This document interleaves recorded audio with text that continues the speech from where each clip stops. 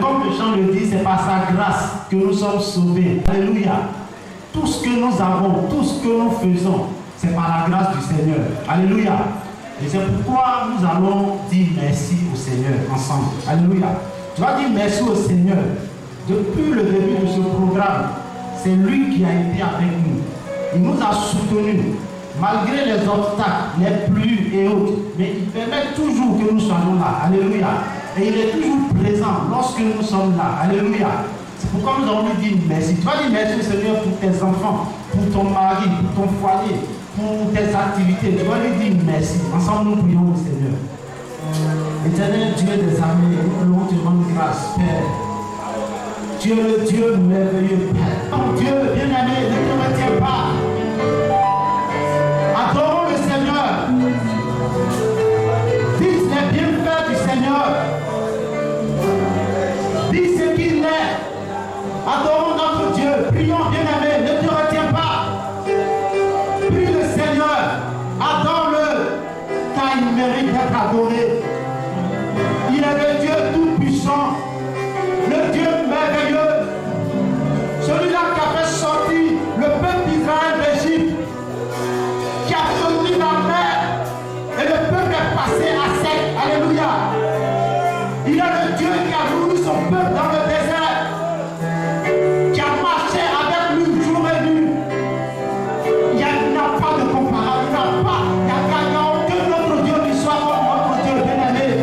Et c'est pourquoi il faut l'adorer. Il est le Dieu des dieux, le Seigneur des seigneurs, le Dieu tout-puissant, celui-là à qui rien n'est impossible.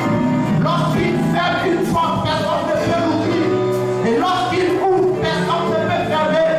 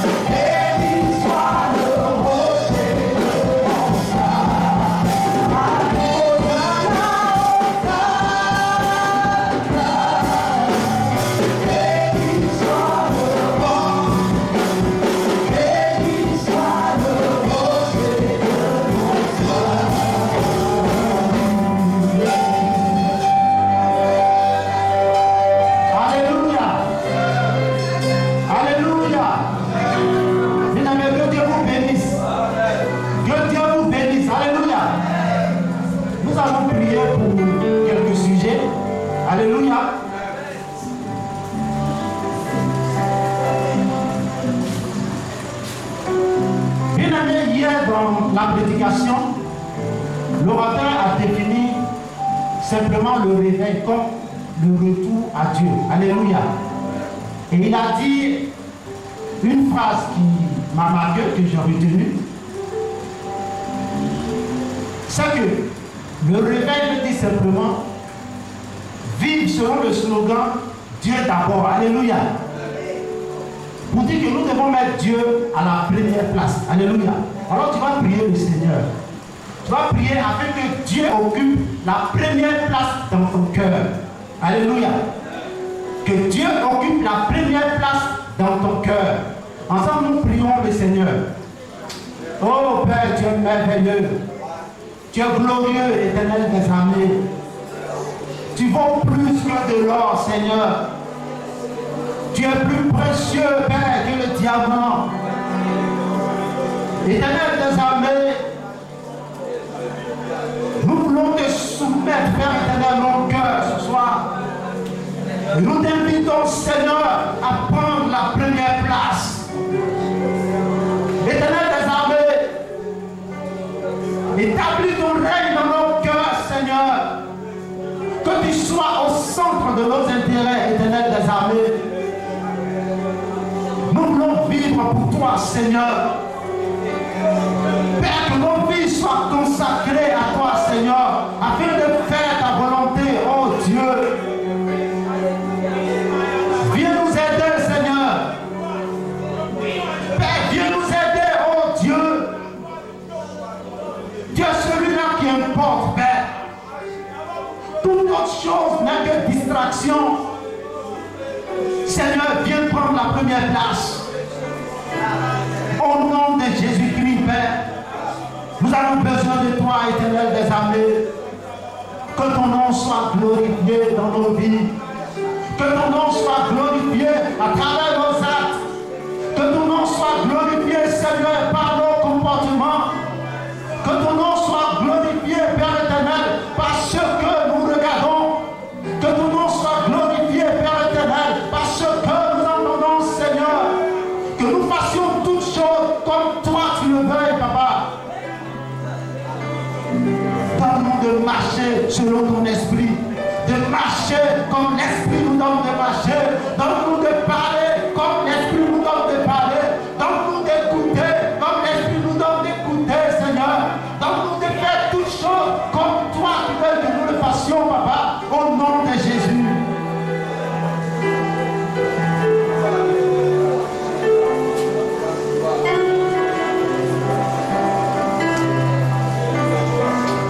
Bien-aimé, dans ce même élan, nous allons prier. Et tu vas dire au Seigneur qu'il dispose ton cœur à faire du bien. Alléluia. Nous voulons que Dieu nous bénisse financièrement. Mais si ton cœur n'est pas disposé à faire du bien, ce n'est pas évident. Alléluia. Tu ne pourras pas gérer ce que Dieu va te donner. Ou du moins tu vas gérer cela de façon négative. Et c'est pourquoi tu vas prier, afin que Dieu dispose ton cœur à faire du bien. Alléluia. Que tu sois disposé à faire du bien. Que tu sois disposé à faire l'œuvre du Seigneur. Que tu sois disposé à investir dans l'œuvre du Seigneur. Ensemble, nous prions. Éternel des armées, c'est toi qui sondes les cœurs. Rien n'est caché devant ta face. Tu connais chacun de nous, éternel. Dieu de gloire, de nature, Père éternel, nous avons, Seigneur, un cœur méchant. Mais tu es celui-là qui transforme les cœurs. Et c'est pourquoi ce soir, nous venons à tes pieds, Seigneur, avec nos cœurs, Père éternel, méchants. Et nous te prions afin que tu transformes nos cœurs. Et que nos cœurs, Seigneur, soient disposés à faire du bien, éternel des armées. Nous avons besoin de toi, Seigneur. Nous avons besoin de toi, Père. S'il te plaît, Seigneur, viens et transforme-nous. Ne nous abandonne pas, Père. Regarde-nous, Seigneur. Change nos cœurs, éternel des armées.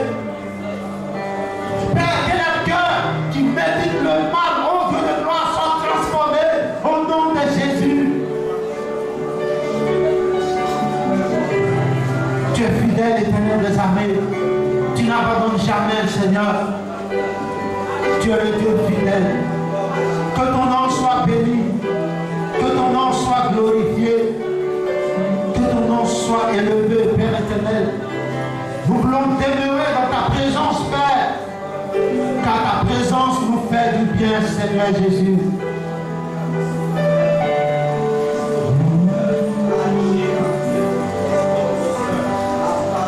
Ta présence me fait du bien. Ton esprit est là. Ta présence me fait du bien. Oh Seigneur, ton esprit, oui Père, ton esprit est là au milieu de nous. Ta présence me fait du bien, Seigneur. Ta présence me fait du bien. Ton esprit est là. Ta présence me fait du bien. Ta présence me fait du bien. Ton esprit est là. Ta présence me fait du bien. Ta présence me fait du bien. Ton esprit est là. Ta présence me fait du bien. Ta présence me fait du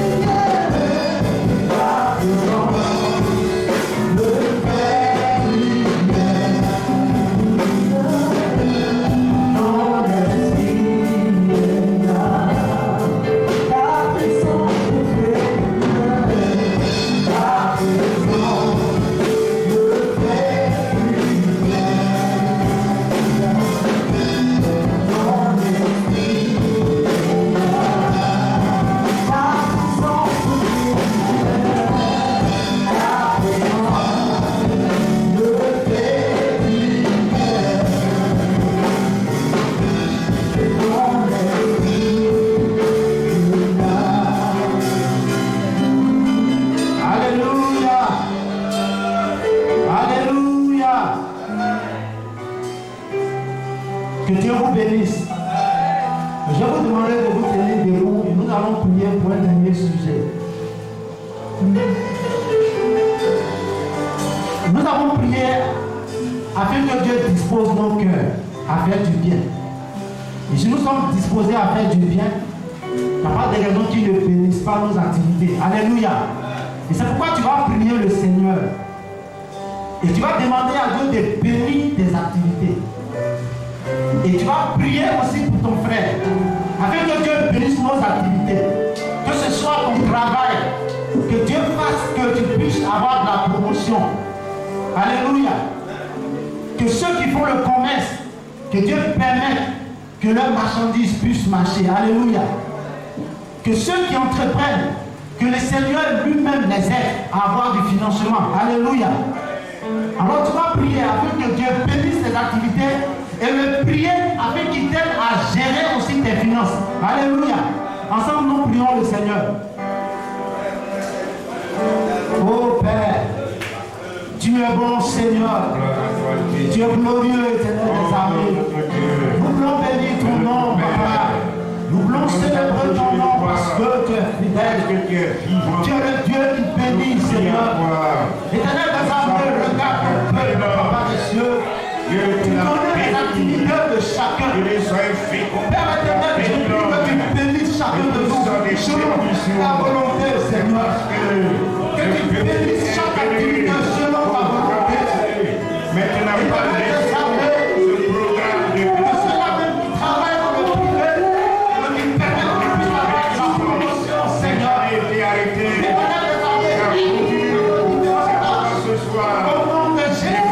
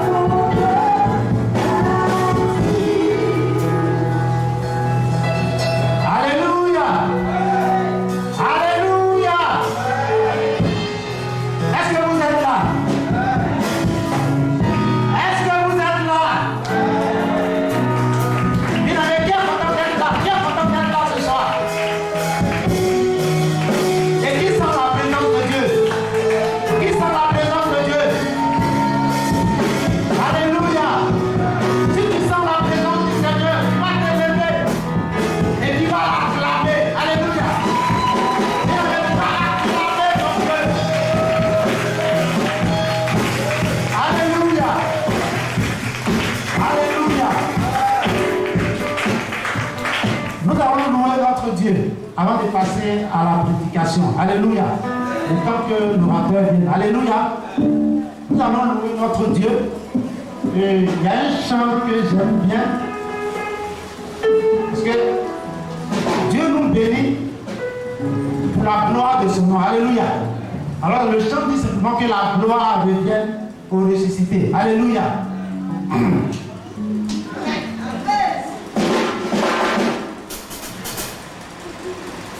À toi la gloire, ô ressuscité, à toi la victoire pour l'éternité. Maman, va m'aider. À toi la gloire, ô ressuscité, à toi la victoire pour l'éternité.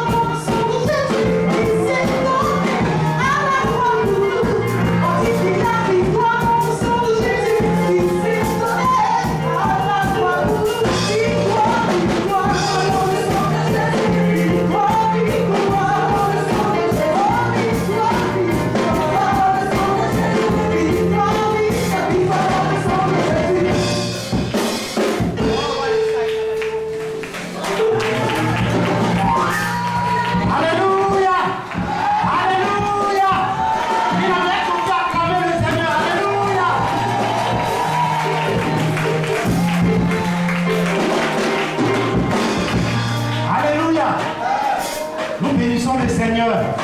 Il permet que son serviteur soit là. Alléluia.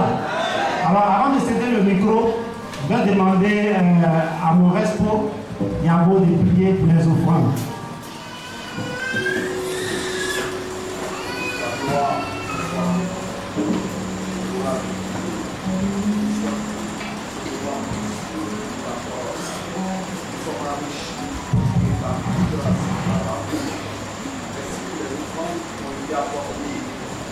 Ta gloire se manifeste après que ces enfants soient bénis, soient beaux et puissent être éternels, l'objet d'avancement de ton œuvre ici-bas. Merci pour ce que tu as fait, que la gloire te revienne au nom de Jésus. Amen. Amen. Alléluia. Voilà, je vais laisser la place à Papa Bosso pour la suite. Merci beaucoup. Merci. Gloire au Seigneur. Gloire au Seigneur. Que la gloire revienne à notre Dieu. Ouais, le Seigneur est vivant, il est réel et c'est à cause de lui que nous sommes là. Nous ne sommes pas là pour notre propre chef. Nous avons fait un programme et nous savons qu'il est en accord avec nous.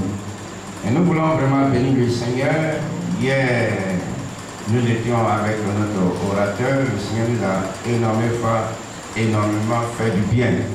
Et ce soir, il est avec nous, malgré toutes les péripéties, mais Dieu a voulu qu'il soit là. Nous voulons vraiment dire merci à son épouse qui le tient en compagnie. Que Dieu vous bénisse. Alors, je pense qu'on a assez chanté, on a prié, et maintenant, je pense que le revenir pour écouter la parole. Nous voulons céder le micro à notre orateur, Dr Boko, pour lui bénir son serviteur et qu'il nous bénisse pour ce moment.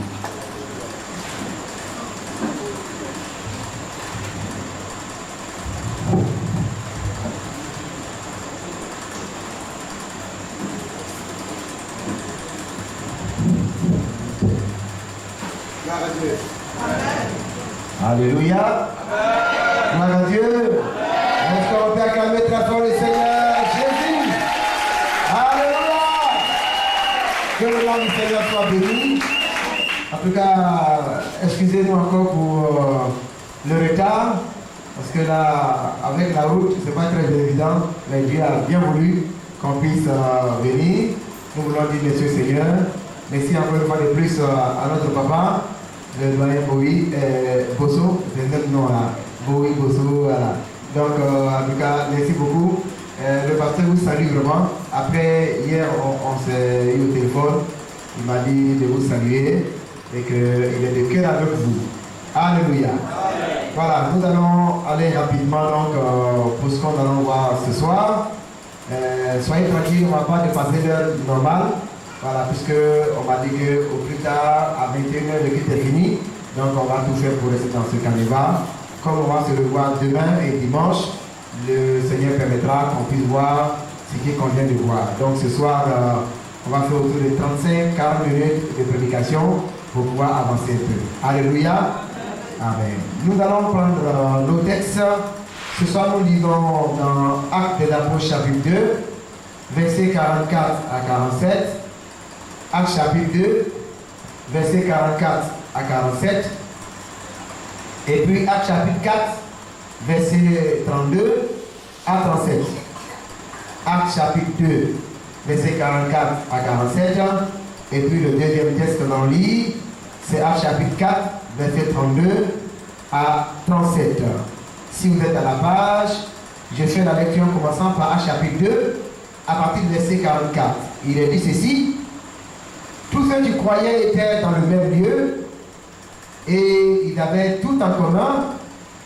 Ils vendaient leurs propriétés et leurs biens et ils en partageaient le produit entre tous selon les besoins de chacun.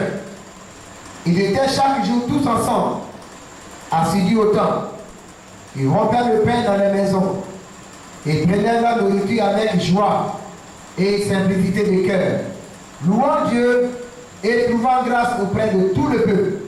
Et le Seigneur ajoutaient chaque jour à l'église ceux qui étaient sauvés. Amen. Au chapitre 4, à partir du verset 32, il est dit ceci. La multitude de ceux qui avaient cru n'était qu'un cœur et qu'une âme. Nul ne disait que ses biens lui appartiennent en propre, mais tout était commun entre eux. Les apôtres rendaient avec beaucoup de force témoignage de la résurrection du Seigneur Jésus, et une grande grâce reposait sur eux tous, car il n'y avait parmi eux aucun indigent. Tous ceux qui possédaient des champs et des maisons les vendaient, apportèrent le prix de ce qu'ils avaient vendu et le déposaient aux pieds des apôtres, et l'on faisait des distributions à chacun selon qu'ils en avaient besoin. Au verset 36, Joseph, surnommé par les apôtres Barnabas, et ce qui signifie fils d'exaltation, Lévite, originaire de Chypre, vendit un champ qu'il possédait, apporta l'argent et le déposa aux pieds des apôtres. Amen. Nous te bénissons, notre Père et notre Dieu, pour l'occasion que nous avons encore ce soir de nous retrouver parmi ton peuple pour partager ta bonne parole. Cette parole qui est source de vie et de victoire. Nous voulons te dire merci, parce que c'est toi qui as favorisé cela, malgré le temps pluvieux, qui a permis à ton peuple de venir si nombreux ce soir encore pour écouter ta parole. Que ton nom soit béni pour la vie de chacun. Merci de permettre que, au travers de ce canal que je suis, ce que tu veux communiquer à ton peuple soit communiqué librement, et que ton grand nom soit béni et loué au nom de Jésus. Amen. Gloire à Dieu. Voilà donc pour cette semaine, pour cette 4e semaine de votre programme, le thème que nous voyons, c'est par le Saint-Esprit, aspirant au réveil, en vue de la croissance financière de notre assemblée locale. Hier, par la grâce de Dieu, nous avons situé le contexte de ce thème en donnant l'objectif général et les objectifs spécifiques liés à ce sujet. On a donné le plan que nous allons suivre durant ce programme, et ce plan s'articule autour de 3 points. Hier, nous avons vu le premier point qui nous a permis de voir les généralités. Et dans les généralités, 4 éléments ont été vus. Nous avons déjà parlé des vérités qui découlent donc du thème. Après cela, nous avons défini 2 notions importantes pour nous, à savoir la notion donc, de réveil spirituel et la notion de croissance financière. En 3e point, nous avons vu l'importance cardinale des finances pour la vie d'une église locale, et nous avons terminé par le test du syndrome, n'est-ce pas, de la maladie de l'argent, ce que nous avons appelé le SIBA. Et puis, donc ce soir, nous allons toucher le 2e point de notre plan. Le 2e point, c'est la relation entre le réveil spirituel d'une église locale et sa croissance financière. La relation entre le réveil spirituel d'une église locale et sa croissance financière. Le 3e point que nous verrons certainement à partir de demain, c'est le concept de partenaire financier de l'homme de Dieu. Si Dieu permet, peut-être on va toucher quelques éléments avant de terminer, mais si ce n'est pas le cas, on va s'articuler seulement sur le 2e point. Alors, donc ce soir, voyons ensemble, chers frères et chers sœurs, la relation entre le réveil spirituel d'une église locale et sa croissance financière. À travers les 2 passages qu'on a lus, le médecin Luc nous permet de voir fenêtre pour nous aider à voir la vie financière de l'église primitive, pour nous permettre de voir les réalités financières ou la santé financière de cette première communauté chrétienne. Il est sûr que la première église était une église autonome, une église indépendante sur le plan financier. La première église, à travers les 2 références qu'on a lues là, Luc nous permet de voir que cette communauté chrétienne était autonome financièrement, elle était indépendante financièrement. En d'autres termes, il nous permet de comprendre que la bonne santé financière était le résultat de sa bonne santé sur le plan spirituel. On va dire simplement que la bonne santé ou la croissance financière des premiers croyants, la première église, l'église de Jérusalem qu'on appelle l'église primitive, c'est le résultat de son réveil spirituel. C'est parce que l'église du 1er siècle était réveillée. C'est la manifestation de ce réveil-là qui a entraîné sa bonne santé sur le plan financier. Alléluia. En effet, bien-aimés, l'amour de Dieu remplissait si puissamment leur cœur qu'ils ne considéraient pas leur bien comme si c'était leur bien à eux. C'était le résultat de l'amour de Dieu qui a coulé dans leur cœur par le feu du réveil, au point que ce qui était leur bien propre, ils ne voyaient pas ça comme si ces biens-là leur appartenaient à eux. Mais ils voyaient que ce qui leur appartenait était comme un bien commun. Oh, chers frères et chers sœurs, cela est très important de le comprendre parce qu'il est écrit au verset 32 du chapitre 4. Il dit, la multitude de ceux qui avaient cru n'était qu'un cœur et qu'une âme. Nul ne disait que ces biens lui appartiennent en propre, mais tout était commun entre eux. Ça, c'est le miracle du réveil. Je ne sais pas si vous comprenez bien. Ça dit que la richesse d'une personne dans l'église, la personne là ne voyait pas ça comme si c'était pour lui seul. Il s'est dit les biens qu'il a là, c'est les biens de l'église.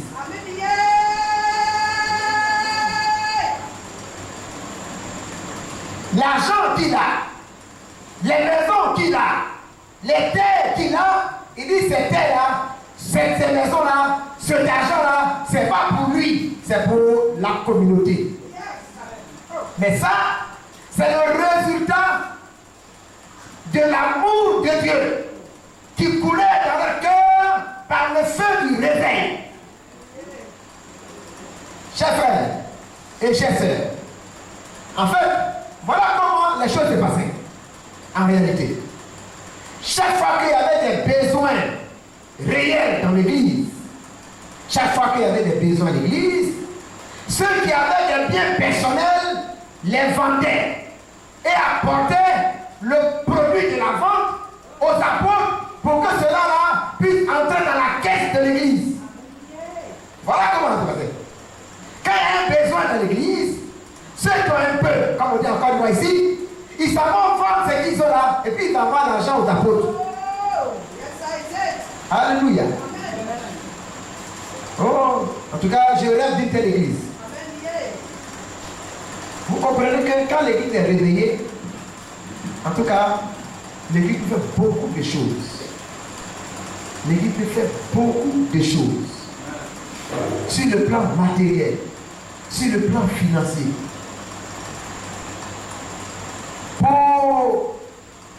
Parmi eux, en fait, ceux qui croyaient là, les frères et sœurs de l'église, il y avait une unité de cœur et d'intérêt. Et cette unité de cœur et d'intérêt là était activée par le feu du réveil. ce contexte, l'égoïsme du cœur naturel était remplacé par la générosité d'un cœur qui a été donc transformé par le Saint-Esprit. Il y avait l'unité. Et cette unité-là avait été activée par le feu du réveil. De sorte que l'égoïsme naturel du cœur déchu se perdait dans la plénitude d'un cœur qui était rempli de l'amour de Dieu. Oh, chers frères, souvent, il y a beaucoup qui disent que, bon, ce qui s'est passé dans la première église, on ne peut plus faire ça. Mais c'est mal comprendre la parole de Dieu. Parce que le même Saint-Esprit qui l'ont reçu pour pouvoir le faire, c'est le même Saint-Esprit qu'on a aujourd'hui. Alléluia. C'est le même esprit qu'ils avaient. Et ils avaient la même espérance du retour de Jésus. En fait, chers frères et chers sœurs, je voudrais ouvrir cette parenthèse pour que vous compreniez bien la vie de la première église. Souvent, quand on parle de la première église, on dit que Dieu a fait la force, les piliers. On parle de 4 piliers, n'est-ce pas? On dit qu'il persévérait dans l'enseignement de l'apôtre, il persévérait dans les prières, dans la communion fraternelle et puis dans la fraction du pain. Et que c'est ça qui était à la base de leur victoire. En fait, c'est pas ça. La base de leur victoire reposait sur 2 choses. La première chose, c'était l'espérance du retour de Jésus. Parce qu'eux tous, ils croyaient au retour de Jésus. Et puis le deuxième pilier, c'était le baptême, l'expérience du baptême du Saint-Esprit. Voilà les 2 éléments. Maintenant, ces 2 éléments-là, pour les activer, ils persévéraient dans l'enseignement des apôtres, ils vivaient dans la communion fraternelle, ils vivaient dans la fraction du pain, et puis dans les prières. C'est parce que tous ceux qui ont cru là, ils savent qu'un jour, ils vont aller au ciel. Et ils vont hériter le même ciel. Donc, ils ne peuvent pas regarder l'autre pour dire que lui, il n'est rien. Lui, il faut rien. Non, non, on va au ciel ensemble. Et puisque nous allons habiter au ciel ensemble dans le même quartier, pourquoi tu vas voir l'autre qui souffre et puis le laisser souffrir? On doit ensemble, main dans la main, nous prendre pour aller au ciel. Alors, persévérons dans la prière. Alors, persévérons dans la communion fraternelle. Alors, persévérons dans la fraction du pain. Alors, persévérons dans l'enseignement de l'apôtre. Voilà ce qui est vrai. Parce que Jésus leur a dit de rester là dans la vie. Il va leur envoyer le Saint-Esprit. Et ils vont évangéliser. Et puis lui, il viendra les prendre. Parce qu'il va préparer les places pour eux. Et quand il aura fini de préparer les places, il viendra et il les prendra pour qu'ils soient là où il est. Voilà les 2 choses qui ont motivé les premiers chrétiens. On vient aller au ciel. Et le moteur pour aller au ciel, c'est le Saint-Esprit. Alors, pour qu'on soit dans la nôtre, on doit persévérer dans l'enseignement de l'apôtre. On doit s'entourer les uns les autres pour ne pas que quelqu'un tombe en route. Parce que pour que les gens persévèrent dans l'enseignement de l'apôtre, il faut qu'ils aient une expérience. L'expérience, c'est quoi? C'est le retour de Jésus. Mais aujourd'hui, il y a beaucoup qui ne connaissent pas que Jésus va venir encore. Il y en a qui ne veulent pas que Jésus revienne même. Alléluia. Donc les premiers chrétiens, quand ils voient son frère, ils savent que c'est son frère. Quand ils voient une sœur, ça c'est ma sœur en Christ. Vous voyez en fait, et regardez vous-même, allez au commencement de votre vie chrétienne. Retournez un peu, retournez le film quoi. Faites un feedback. 5 ans en arrière, 10 ans en arrière, 20 ans en arrière. Quand le feu du Saint-Esprit brûlait pour la première fois dans votre cœur. Quand vous voyez un frère, c'est comme si vous voulez lui faire tout. N'est-ce pas? C'est-à-dire quand vous apprenez qu'un frère a chuté, c'est comme si vous êtes mort même. En tout cas, moi je l'ai expérimenté. Quand j'apprends qu'un frère a chuté, c'est comme si on a tout perdu. Mais aujourd'hui, quand on apprend que quelqu'un a chuté, on dit il n'est pas innocent. Où est la différence, non? C'est ton frère en Christ. C'est ta soeur en Christ. Et puis tu te réjouis de ce que la personne a acheté.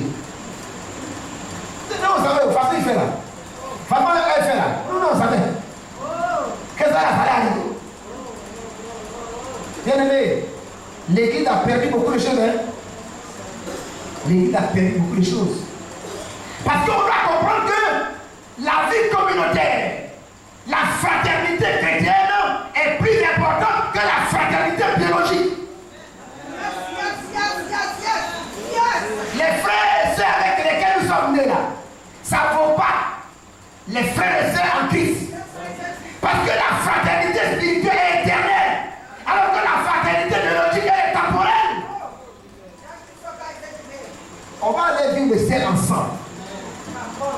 Donc quand tu vois ton frère avec ce regard, tu ne peux pas le voir souffrir alors que tu as un peu.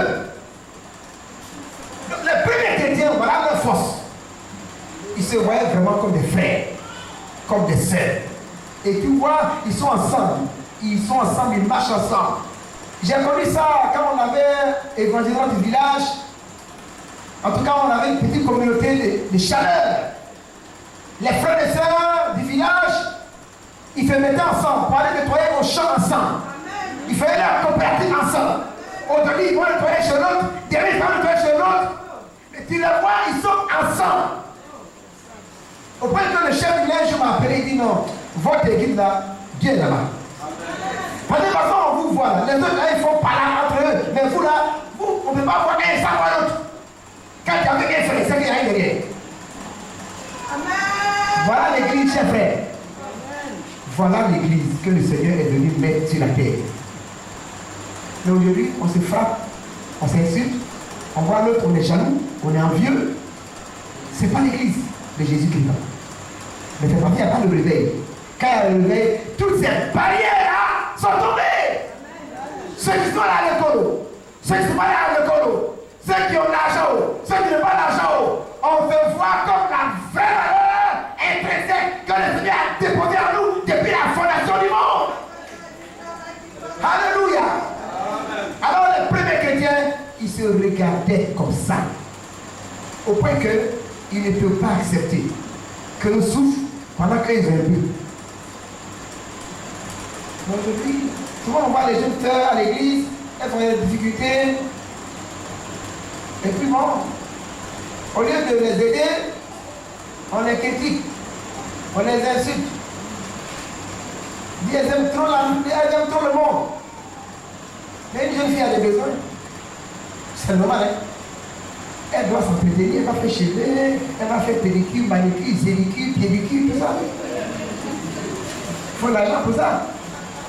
Si il y a des frères et des sœurs qui ont un peu, des tantes qui ont un peu, quand même, à la fin du mois, on peut donner 3 000, il faut payer 4 de bus. Amen. Ça va voir. C'est ça là qui est l'église. C'est ça, hein? C'est ça qui est l'église. Il y a des gens qui ils sont des étudiants, ils savent pas où ils vont dormir. Vous, les tontons, les tantis, vous les prenez, venez rester chez nous. Pour ne pas qu'ils abandonnent la foi. Et aujourd'hui, non mais écoutez, voilà, tu vois, hein, alors là, ici, là, nous, tu vois, les jeunes gens, mais ils ne sont pas bien, ils ne sont pas gentils. Quand ils ne l'ont plus pas après, mais bon, bonsoir, c'est une bonne chose. Bon. Non, en fait, je dis, l'église là, lisez bien Actes des Apôtres. Lisez, du chapitre 1 jusqu'au chapitre 12. Voilà l'église, vrai. Ou comment Dieu veut que l'église soit là. C'est là, ça y est. Alléluia. Que le Seigneur nous aide. Ensemble, bien-aimés, le réveil spirituel s'est manifesté dans la première église sur le plan financier et sur le plan socio-économique par, premièrement, la vie selon le régime de la communauté des biens. La première église vivait selon le régime de la communauté des biens, comme dans un foyer. Voilà comment on faisait. Le régime de la communauté des biens. Les riches vendaient leurs propriétés et apportaient leurs biens aux apôtres pour faire face aux besoins, aux projets de la communauté.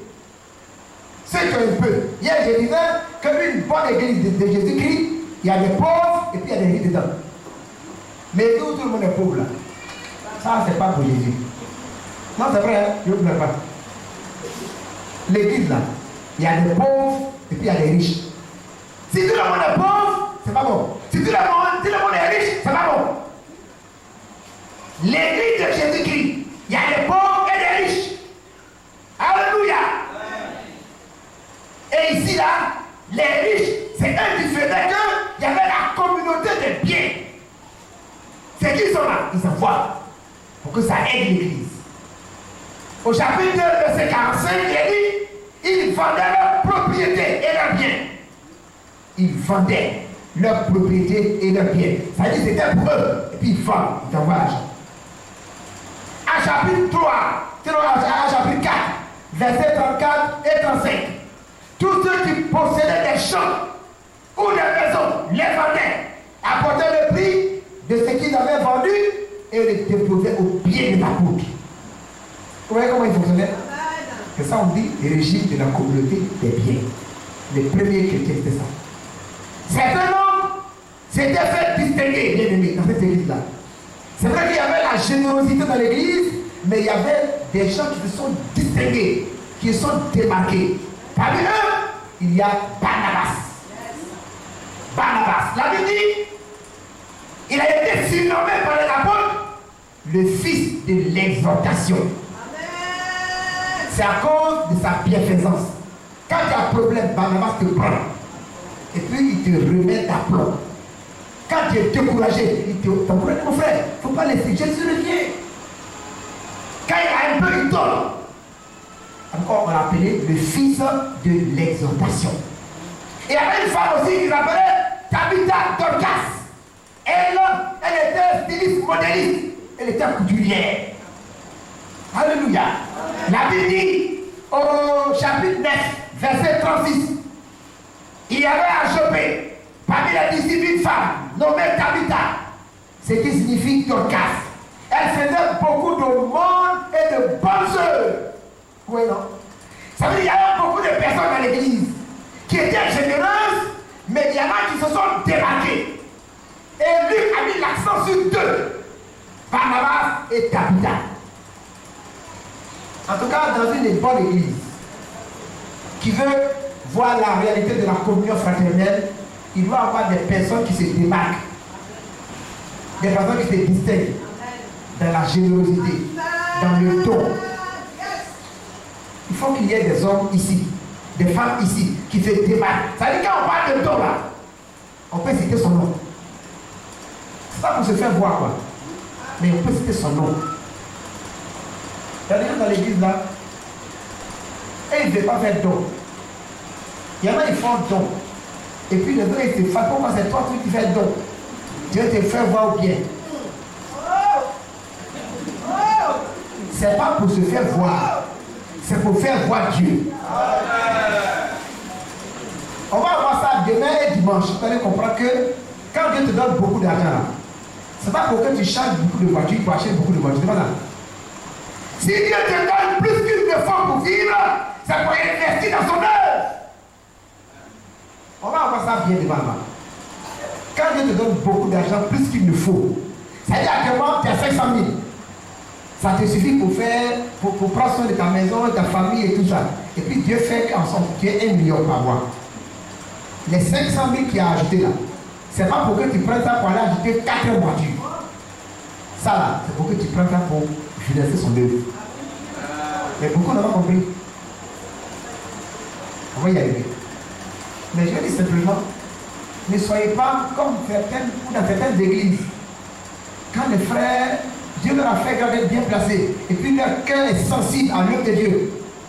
Quand il y a un frère qui a un problème, il agit. Si on dit l'église fait ça, et il donne l'argent, et il y en a qui vont le combattre.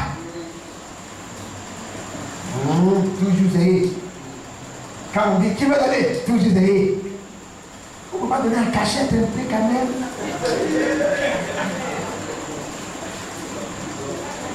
On ne donne pas un cachet. Vous voyez ici, on a parlé de Barnabas. On dit il a vendu son champ, il avait donné l'argent. On n'a pas fait un cachet. On dit non, mais la Bible dit, ce que ta main doit donner, il ne faut pas que la main donne ça. C'est dans quel contexte? Je vais vous expliquer. Ce que ta main gauche donne, il ne faut pas que ta main droite sache là. Ça, c'est quand on fait des actions avec des frères et des sœurs en cachette. Mais ce qui concerne l'église, là, on ne cache pas l'argent là. Vous comprenez? Si je fais un don à quelqu'un, moi je prends l'argent, je dis non, mon frère, il faut prendre Jésus, il y a côté. Tu vois, non? Ça, entre moi et lui. Mais si on dit à l'église ici, on veut bâtir le temple. Qui veut donner 1 million? On ne peut pas en cacher, on lève la main. On dit, moi, je donne 2 millions. C'est pas qui veut se faire voir. Ça là, on ne cache pas ça, on dit ça. Pour que ça puisse encourager les autres aussi. Alléluia.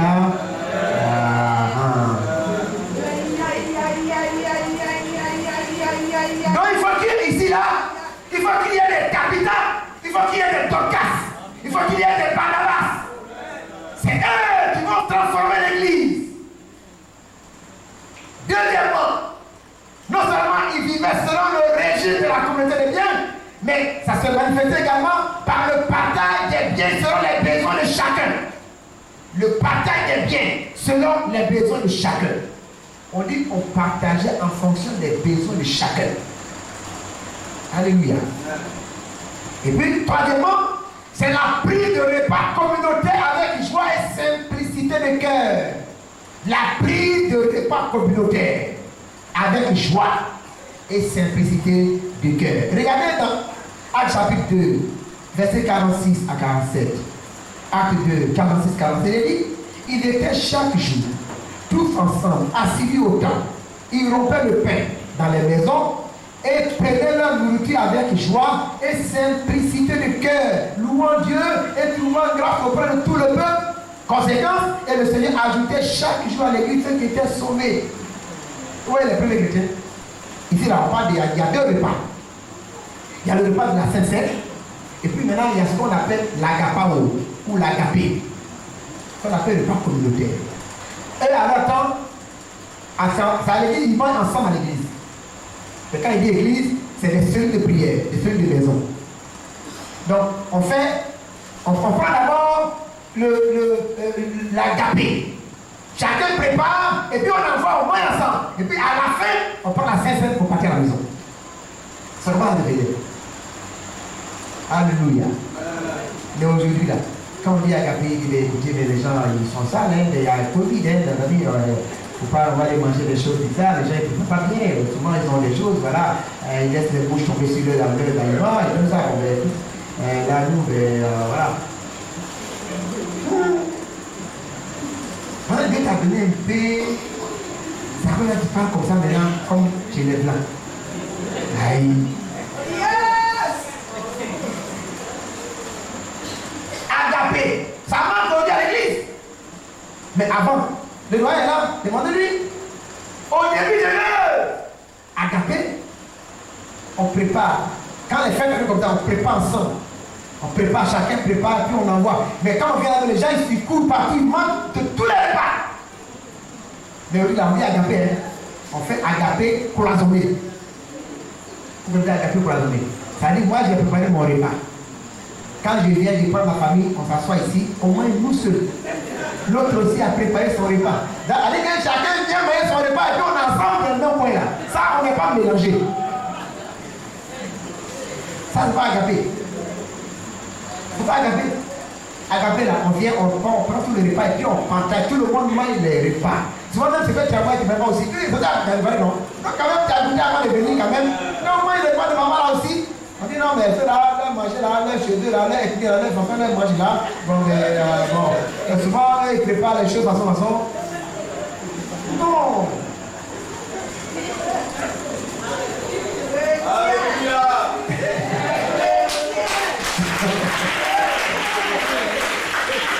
Oui, en fait, c'est ça. Les premiers chrétiens, c'est ce qui faisait qu'il y avait la chaleur, la ferveur. Ils étaient tous les jours ensemble au temps. Ça dit qu'ils manquent de c'est comme s'ils ont tout raté. Parce qu'il y avait la vie dans les rencontres. Il y avait la vie. On sent l'amour. Les gens avaient un sentiment d'appartenance à une famille. L'église là, c'est la famille de Dieu. Amen. Alléluia. Que j'aime, vous connaissez déjà là? Que j'aime la famille de Dieu.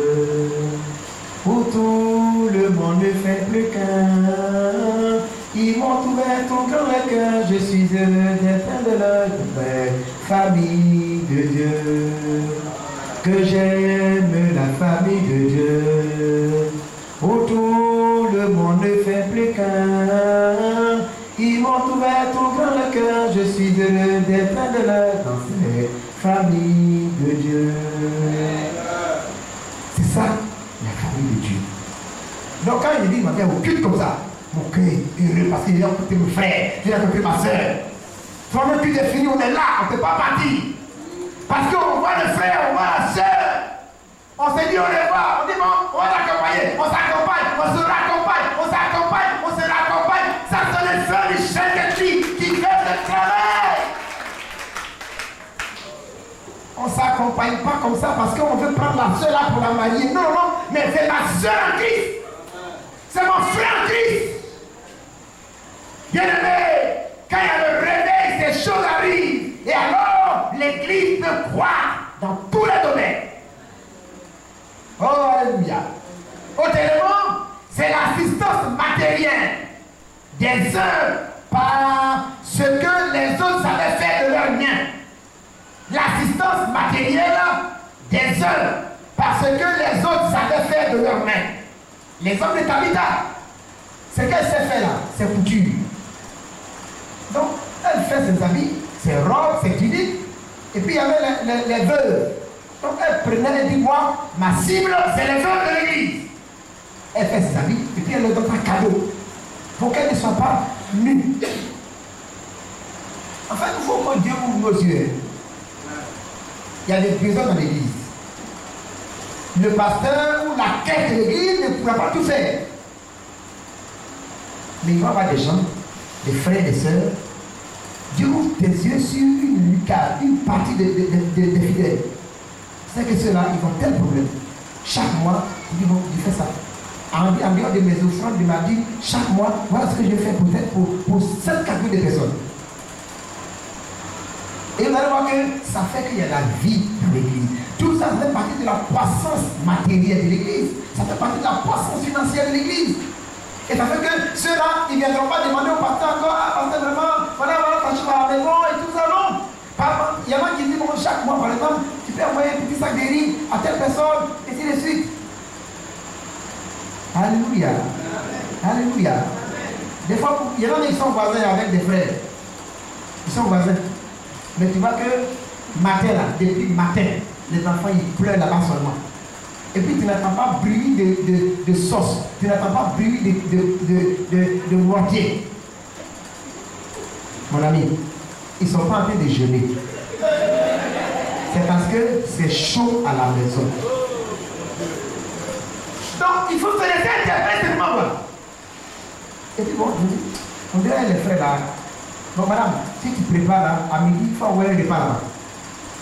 Mais là, ils mangent seuls tous les jours. C'est des pilotiers. Toujours vers eux-mêmes. En somme, bien-aimé, dans l'église selon Dieu, tous les chrétiens doivent vivre au rythme de la vie communautaire. Cependant, pour que cette vie communautaire ait de la chance, il faut qu'il y ait des personnes qui se démarquent, pour qu'il y ait des Tabitha, qu'il y ait des Barnabas, qui soient remarqués, distingués par leur grande générosité.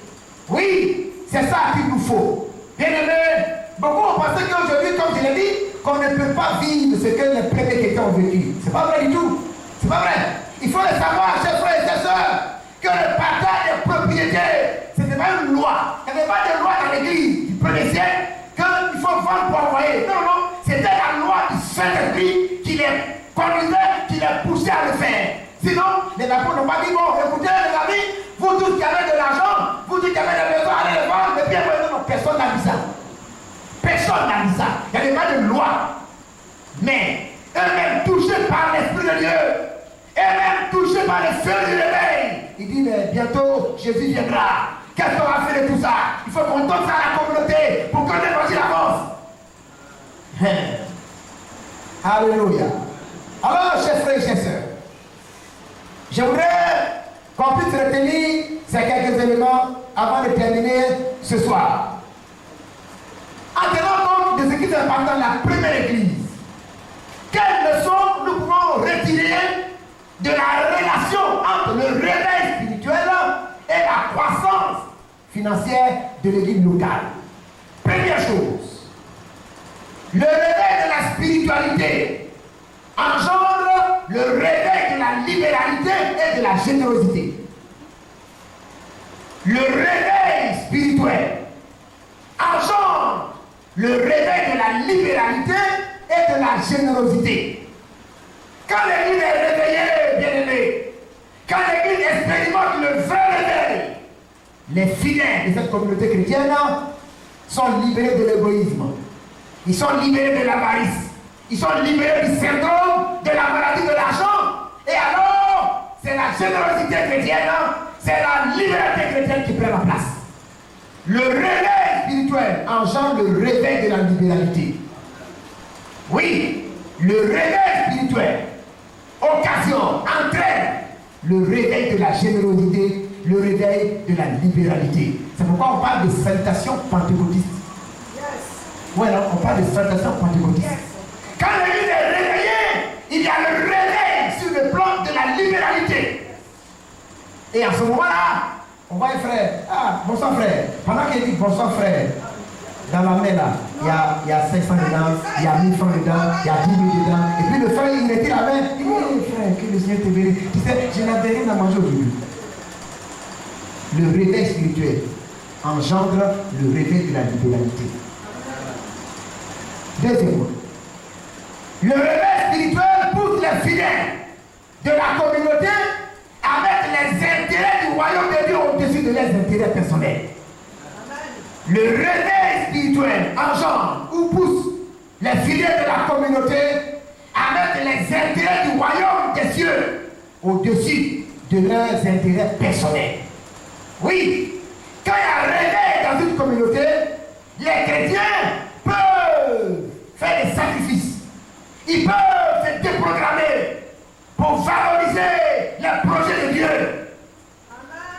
Quand on dit la construction, on dit la construction de l'église. Alors que lui-même il est en construction. Mais quand il y a un réveil spirituel, il dit bon, actuellement je dois quelque part. Donc toi tu peux attendre, ma maison tu peux attendre, on va faire d'abord la maison de Dieu. Mais regardez David. David dit, quand il a fait sa maison, il regarde où se trouve l'arche de l'Éternel, et puis là où il dort. Il dit non, c'est pas normal que moi je dorme dans une palace, je dors dans un palais lambrissé, alors que l'arche de l'Éternel est sur une paillote. Non, je ne peux pas accepter ça. Vous comprenez ça? C'est parce que son esprit est réveillé. Mais il y a des gens, quand les gens ne sont pas réveillés là, et bien ils peuvent être dans une maison bien propre, quand tu vois le carreau, non, c'est des marbres, c'est du cryophrase, c'est du hyacinthe, c'est des pierres précieuses qu'ils ont comme carreau chez eux. Et puis regardez l'église du Seigneur. C'est ça. Quand il y a le réveil, on ne peut pas supporter que les intérêts de Dieu restent là, stagnants, alors que nous sommes à l'aise. On ne peut pas accepter ça. Et c'est pourquoi on dit David là, c'est l'homme selon le cœur de Dieu. Ça veut dire, il dit non, c'est pas normal. Dieu est dans la poussière. Et puis moi, je suis dans le palais. Non, non, non.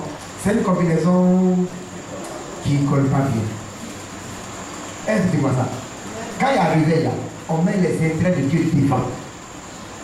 Là, on fait la priorité à Dieu. On fait la prééminence à Dieu. On donne la prépondérance à ce qui appartient à Dieu. On dit Dieu d'abord. En ce moment, on dit Dieu d'abord et moi après. Il y a quand il n'y a pas de réveil, de toute façon, on est beaucoup dans l'église là. Là-bas, on fait où? Il y a une soeur là, elle a la voiture, elle va faire. Et puis il y a un tonton là, le tonton là, lui, parce que sa vie en veste dans l'église, il sait qu'il va au moins donner 10 millions. Elle dit non. Donne tes 5 pains et tes 2 poissons.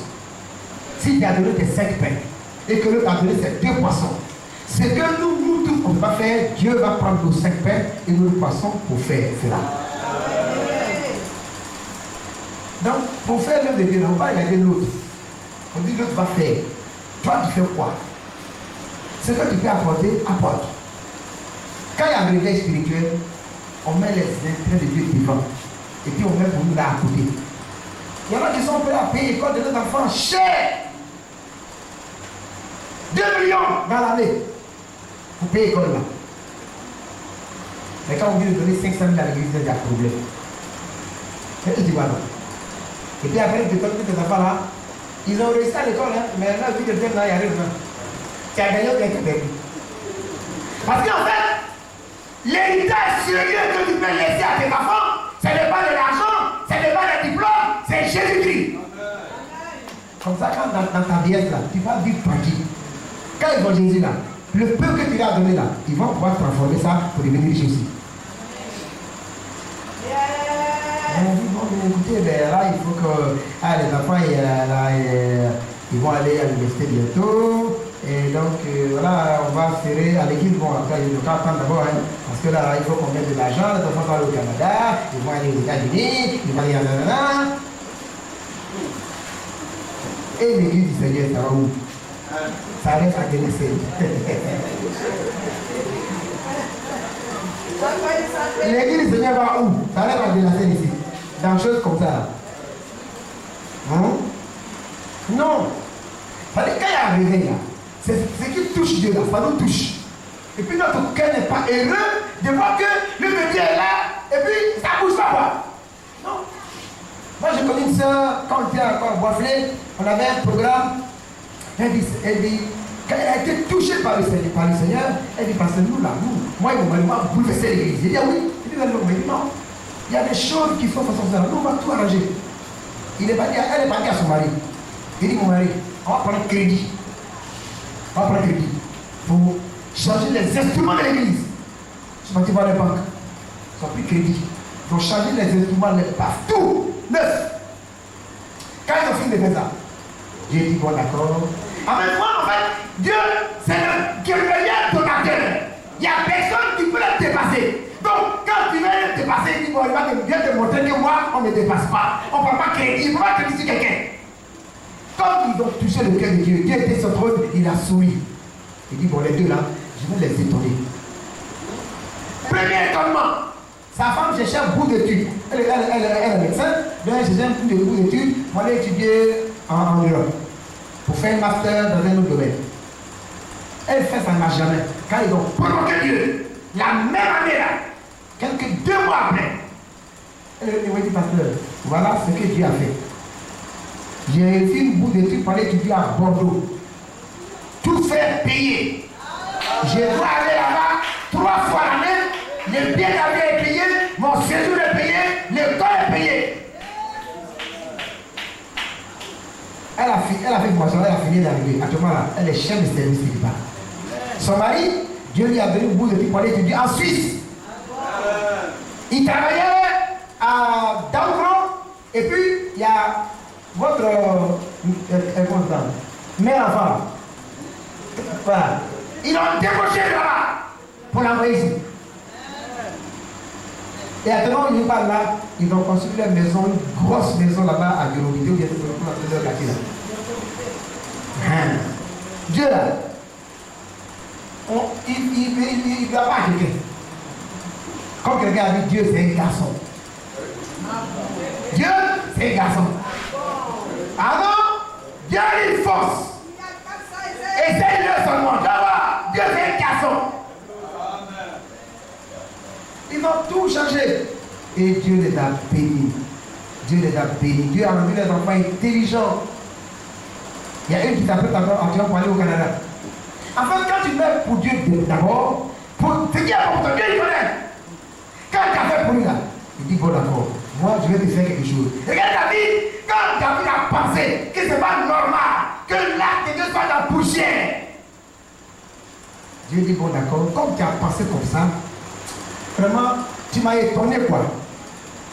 Tu as pensé comme ça. Moi, je me jure par moi-même. Je te bénirai. Et je marquerai le successeur de ton trône. J'ai tissé une alliance perpétuelle avec toi. Vous voyez ça, non? Et quand tu penses que c'est jeûne et prière qui va envoyer la prospérité, c'est faux, hein? On dit, tu vas récolter ce que tu as semé. Suis-moi bien. Si tu as semé jeûne et prière, tu vas récolter bonne vie de prière. Mais l'argent, tu le récoltes aussi. Tu n'as pas semé l'argent. Tu sèmes jeûne et prière. Hein?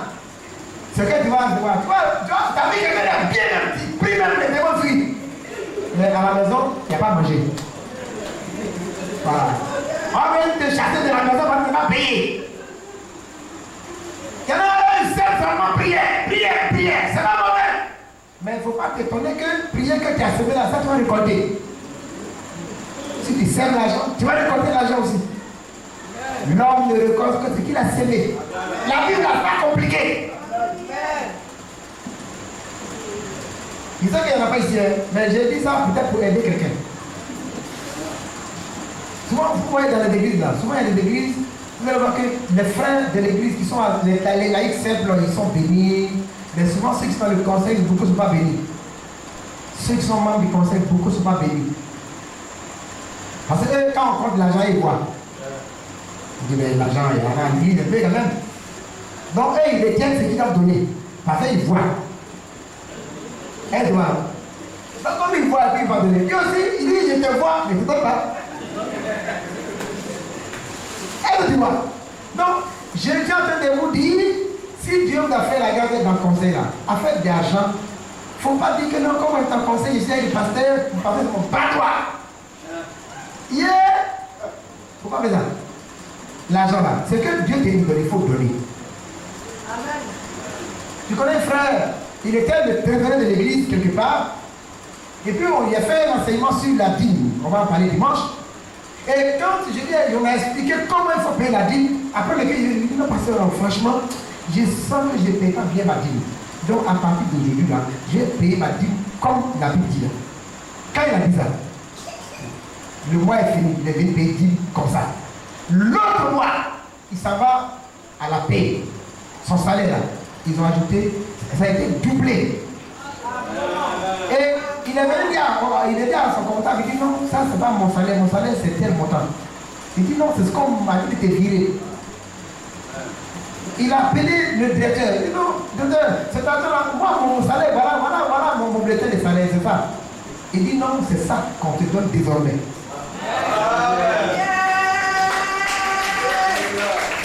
Tu vois, en fait, Dieu, lui, il n'est pas là pour fatiguer les gens. Si tu respectes le principe, tu as le résultat du principe. Quand l'église est réveillée, on met les intérêts de Dieu devant. On ne met pas ses propres intérêts devant. Alléluia. Troisièmement, lorsque le réveil spirituel atteint sa vitesse de croisière,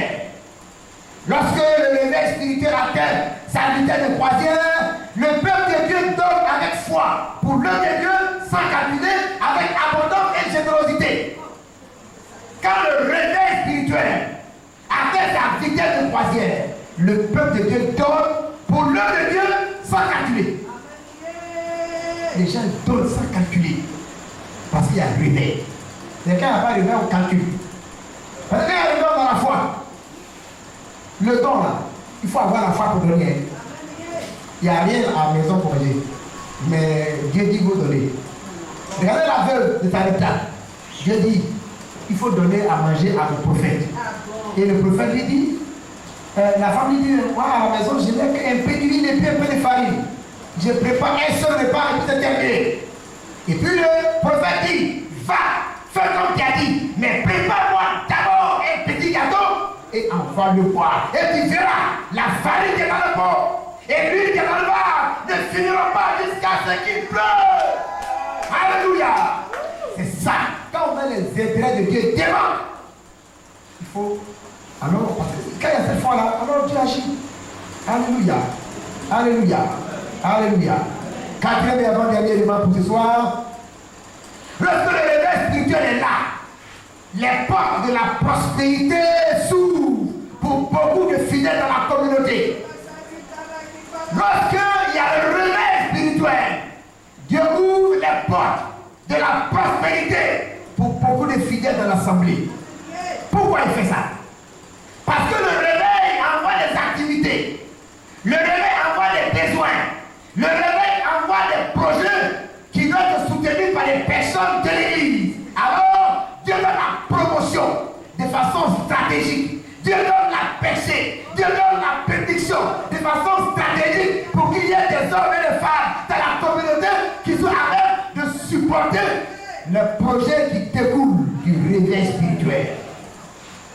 Quand il y a le réveil, le monde viendra. Les fidèles vont s'augmenter. Et parmi ceux qui viennent, il va y avoir des problèmes. Il faut agrandir le temple. Il faut beaucoup d'infrastructures pour accueillir des personnes. Alors, Dieu, de façon expresse, il bénit les gens. Il te donne la promotion. Il te donne l'élévation. Il y a des portes qui étaient fermées qui s'ouvrent. Il augmente le chiffre d'affaires, des hommes d'affaires. De façon stratégique. Pour que ceux-là, ils puissent soutenir le projet qui découle du réveil. Alléluia. Parce qu'il y a le réveil. Chacun veut donner. Mais on ne peut donner que ce qu'on a. Mais comme Dieu sait que ton cœur est disposé à donner, alors il ouvre les portes pour que tu sois à même de donner pour soutenir le programme du réveil. Alléluia. Donc, quand il y a un réveil, ça nous bénit, ça nous profite nous tous. Quand il y a un réveil, Dieu bénit l'église. Tu vois que les étudiants réussissent à l'école. Les parents, même ceux qui font les petits commerces au marché, ils réussissent. Ceux qui font les cultivateurs, Dieu bénit les choses. Il y a un film documentaire que vous pouvez voir. Il y a un réveil qui s'est passé, je pense en Colombie. Il y a certains pays de l'Amérique du Sud où il y a eu des réveils, 3 réveils, et ça s'est accompagné de bénédictions matérielles. Les planteurs, Dieu leur a donné une intelligence extraordinaire. Où on va récolter 1 tonne, il récolte 20 tonnes. Ça, c'est le fruit du réveil.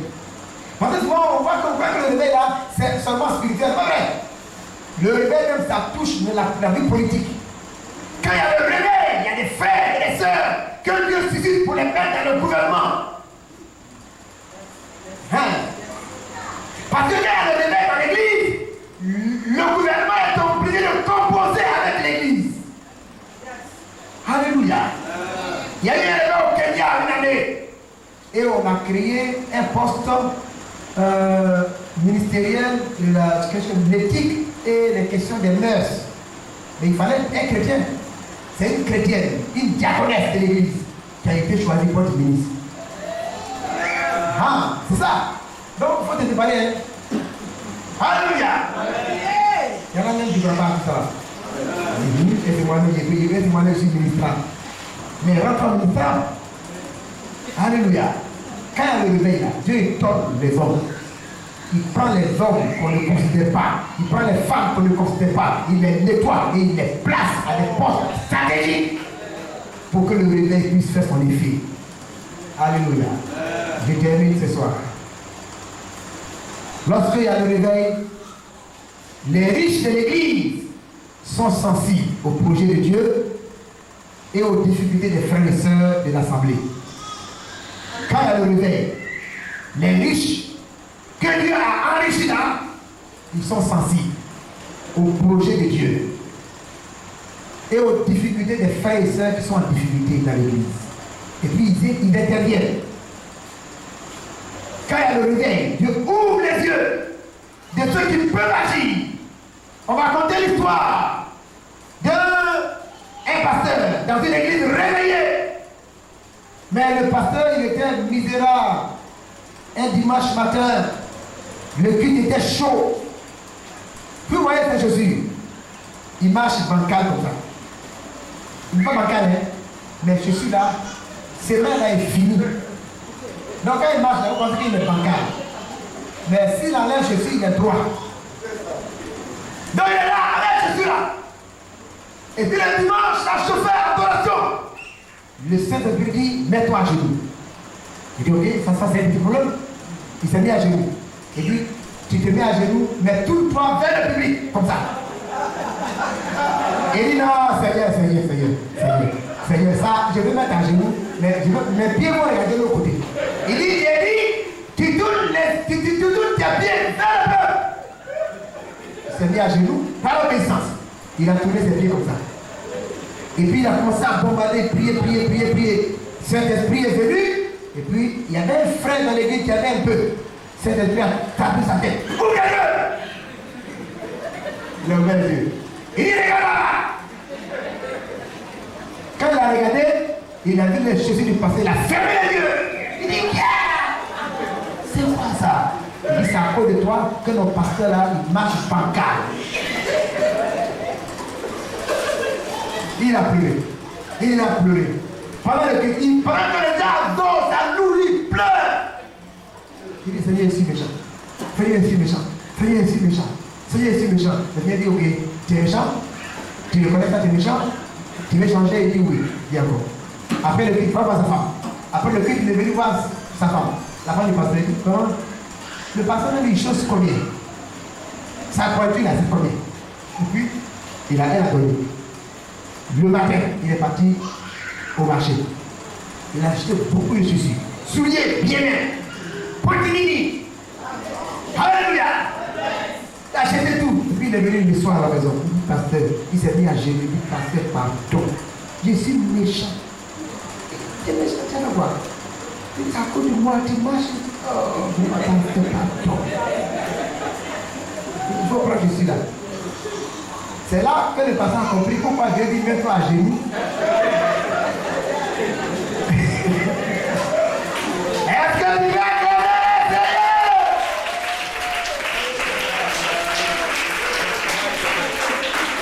Quand il y a le réveil, ceux qui ont un peu de la sensible au projet de l'église, et il intervient. Chers frères et chers sœurs, le réveil spirituel joue un rôle prépondérant dans la croissance financière de l'église locale.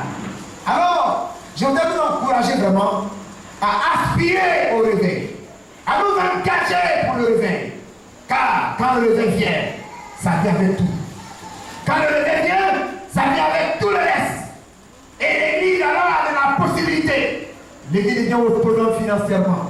L'église augmente sa capacité financière. Et alors l'église peut faire des projets pour la gloire et l'honneur du Seigneur Tout-Puissant. Bien aimé, nous allons arrêter là aujourd'hui. Car pour que le réveil vienne et pour qu'il y ait croissance financière, il faut un levier pour permettre à cette croissance-là d'évoluer dans le temps. C'est ce que j'ai appelé le partenariat financier avec Dieu. Demain, par la grâce de Dieu, nous verrons ce qu'on entend par le partenariat avec Dieu et quelle est la vie des partenaires financiers de l'œuvre de Dieu. Comment ils vivent de façon concrète. Demain, par la grâce de Dieu, nous verrons ces choses. Que Dieu vous bénisse et rendez-vous au sommet. Voilà, nous allons nous tenir debout et nous allons prier le Seigneur pour quelques sujets avant de nous séparer. Il est 4 minutes. Nous prions ensemble le Seigneur, alléluia. Nous prions le Seigneur. Nous venons de voir par la grâce de Dieu que le réveil spirituel entretient une relation dynamique avec la croissance financière de l'Église. Alors, tous ensemble, prions pour nous engager résolument à la recherche du réveil spirituel et également à imiter les chrétiens du premier siècle qui vivaient selon le régime de la communauté des biens, qui partageaient leurs biens. Prions ensemble, bien-aimés, alléluia. Gloire à toi, louange à toi, célébration à toi, majesté, force, puissance et gloire te reviennent. Mon Père et mon Dieu, sois béni. Seigneur, je veux te prier ce soir avec ton peuple, avec mes frères et mes sœurs. Notre Père, notre Dieu, intervient afin que tous nous puissions nous engager pour le réveil, que nous puissions nous engager pour le réveil, parce que nous comprenons que le réveil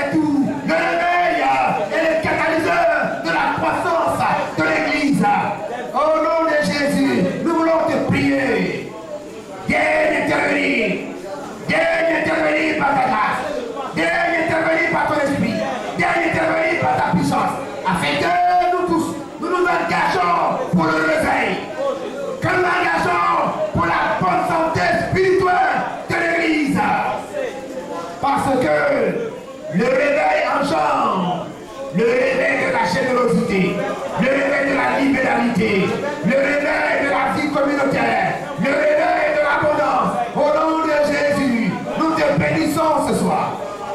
Gloire et honneur à toi. Sainteté, majesté, dignité à toi. Toi le véritable Tout-Puissant.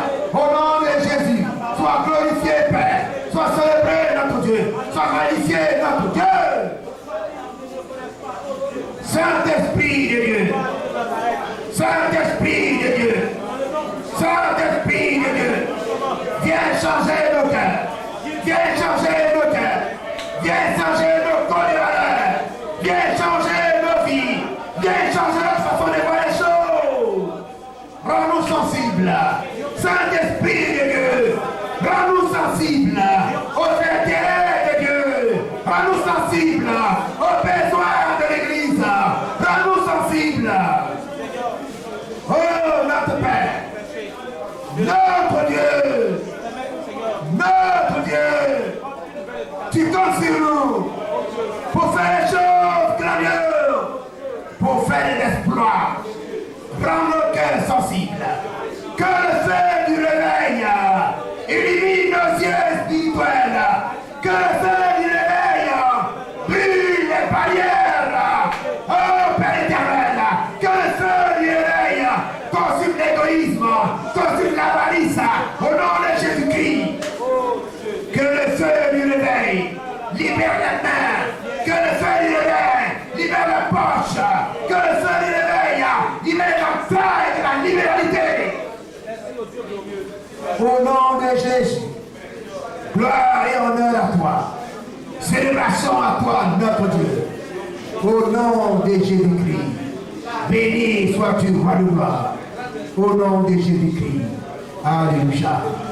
On passe à toi et je vais demander à mon épouse de bien vouloir lever la voix et de prier pour chacun de nous, afin que le feu du réveil vienne pour consumer l'égocentrisme, pour consumer la cupidité, pour consumer tout ce qui peut empêcher la libéralité, car le réveil spirituel engendre le réveil de la libéralité. Que cela soit une réalité pour cette communauté. Elle va prier pour nous tous. Et après, je laisse la place au doyen.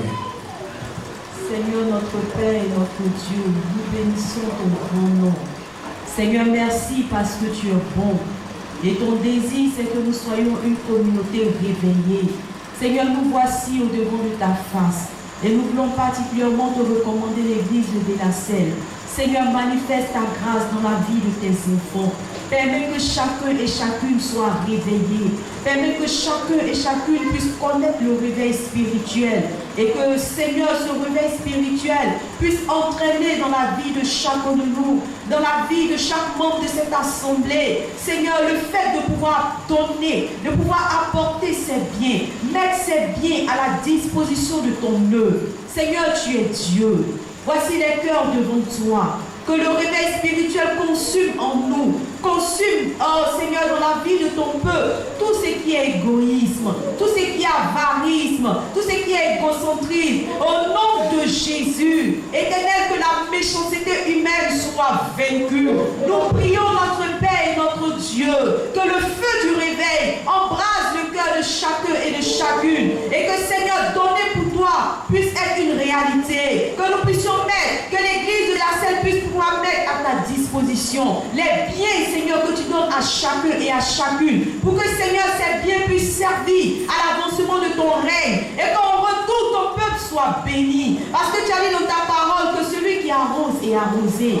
Seigneur, permets que chacun puisse comprendre, en réalité, quand tu nous demandes de te mettre à l'épreuve, c'est nous que tu veux bénir. Seigneur, c'est parce que tu veux bénir cette assemblée, que tu permets, notre Dieu, que Jésus-Christ, chacun puisse comprendre que mettre ses biens à la disposition de Dieu, ce n'est pas une perte de temps. Seigneur, ce n'est même pas une perte éternelle, mais c'est de donner pour que nous-mêmes nous soyons enrichis. Seigneur, permets que ton Église puisse comprendre ces choses, que le feu du réveil embrase l'Église, afin que, Seigneur, dans l'élan du réveil, chacun puisse donner avec joie et simplicité de cœur, et que ton œuvre avance, et que le peuple de Dieu soit béni, et que toute la gloire te revienne au nom de Jésus. Amen.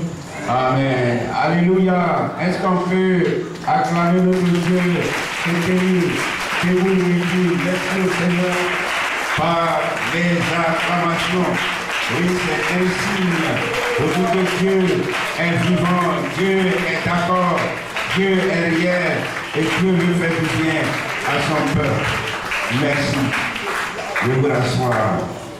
Alléluia. Et nous voulons vraiment dire merci au Seigneur et à son serviteur. Voyez, le Seigneur avait une parole pour nous. Et voyez les circonstances. Mais ce n'est pas empêché le Seigneur de dire ce qu'il voulait nous dire ce soir. Et nous voulons dire merci à notre Dieu. Merci à son serviteur. Que Dieu le bénisse. Qu'il soit vraiment un canal, non seulement pour l'Église locale, nationale, mais l'Église de façon internationale au-delà des frontières de notre pays. Que le nom du Seigneur soit béni. Voilà donc, nous rappelons que demain, c'est notre dernière soirée d'enseignement et nous voulons dire merci au Seigneur. Nous encourageons les uns les autres alors à faire effort. Vous l'avez déjà fait, alors continuons à faire cet effort.